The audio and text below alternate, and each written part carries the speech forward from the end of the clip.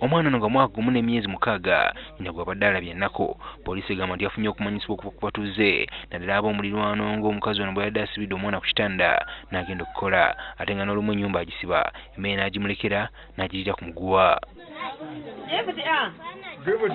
Olaba bulijjo abantu amusiba ng'abeerabeerawo oba agenze namaze oba abeerawo oba ali mu nju abantu buzaabuziza netulowooza nti ali mu nju amusiba mbu atambula nnyo n'abeerawo naye leero mbu agenze kukola.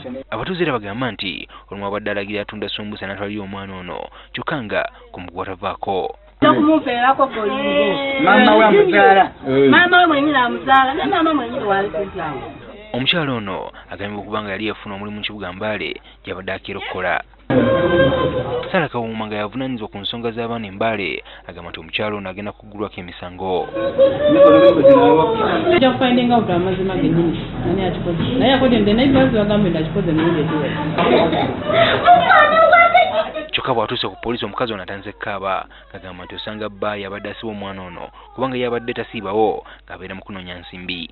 Linnya lya Katonda yatonda sinaba okusibako omwana omwana emulese ne taata we wakanda kino sikikozeeko endayira Katonda yatonda sinaba okusibako omwana bannange. Omukazi ono agamba nti omwana ono si wa musajja ono era nga amwagala nnyo nga n'olwekyo tasobola kumubonyaabonya. Mwana wange najja n'omwana nafumbirwa n'omusajja ono nga ndi n'omwana naye bannange sinaba okusibako omwana.